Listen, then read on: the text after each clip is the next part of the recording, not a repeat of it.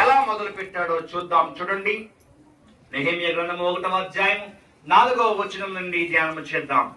నేను పోయిన వారం ఆల్రెడీ ఈ విషయాన్ని ధ్యానం చేశాము. దాన్ని స్పష్టీకరించుకుంటూ ముందుకు వెళ్దారండి.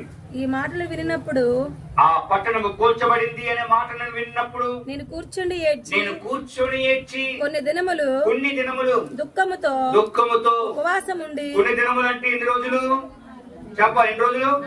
4 నెలలు ఏడ్చి, దుఃఖముతో ఏడ్చి మొదలు పెట్టాడు ప్రార్థన. మొదటిది ఉపవాసం ఉండి ఆకాశమందుల దేవుని ఎదుట. బాగా వినాలి, ఎవరి ఎదుట? దేవుని ఎదుట. మొదటి అంశం, దేవుని ఎదుట, ఆకాశమందున్న దేవుని ఎదుట విజ్ఞాపన చేసి తిని. చాలా స్పష్టంగా అర్థం చేసుకోండి. ఇక్కడ మొదటి అంశం, ఎవరి దగ్గరికి పడితే వారి దగ్గరికి, ఎప్పుడు పడితే అప్పుడు, ఎలా పడితే అలాగా. మీకు ఒక విషయం తెలుసా?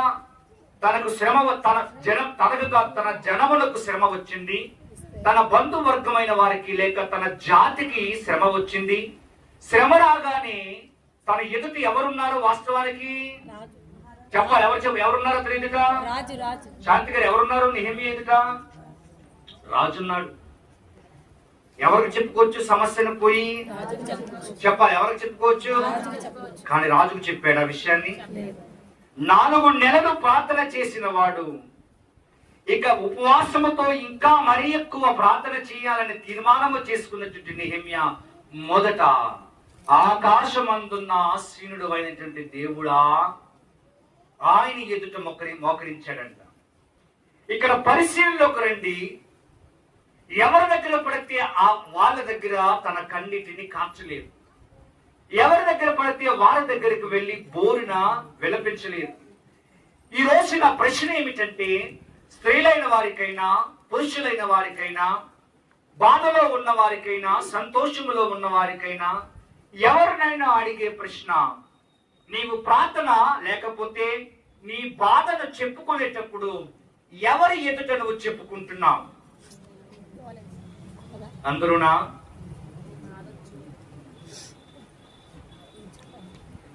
ఎవరి ఎదుట నువ్వు చెప్పుకుంటున్నావు? బాధ కలిగింది, కష్టం వచ్చింది, అనారోగ్యం వచ్చింది. ఎవరి ఎదుట, ఎవరి దగ్గర నువ్వు చెప్పుతున్నావు? చెప్పాలి. ఒకరిని బట్టి నీకు బాధ కలిగింది, ఒక విషయమై నీకు అనారోగ్యత కలిగింది. ఎవరి దగ్గర చెప్పుకుంటున్నాను?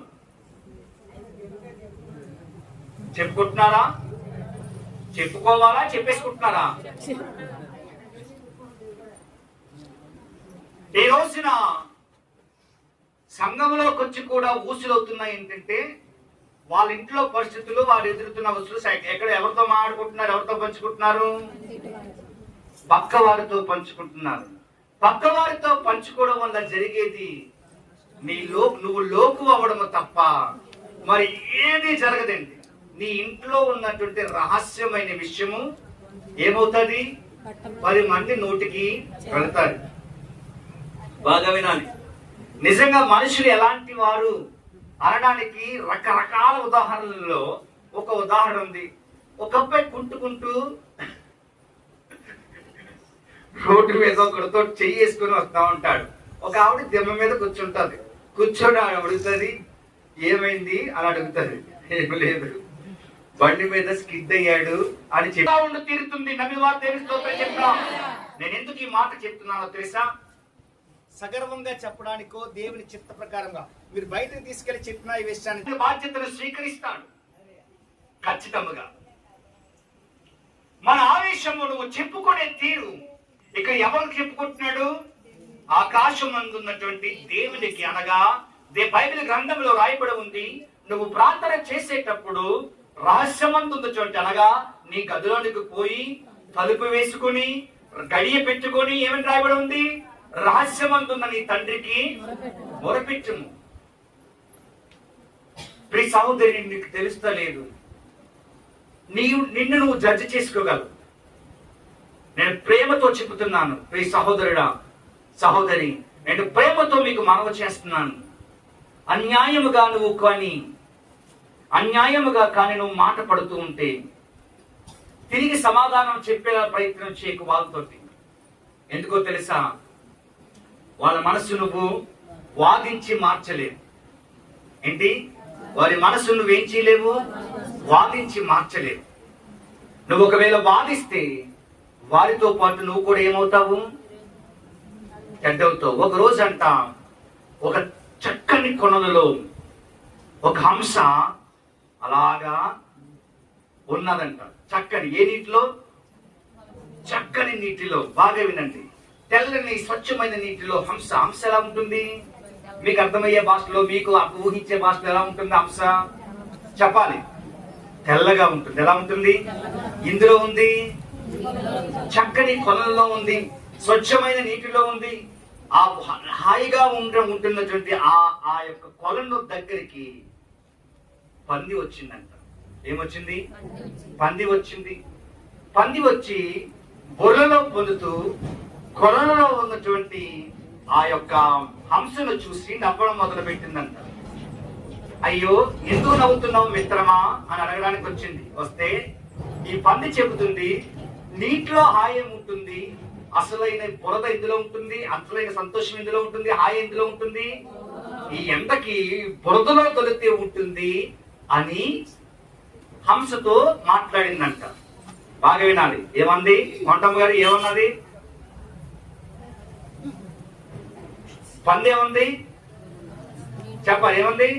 అసలైన చల్లదనం ఎక్కడ ఉంటుంది?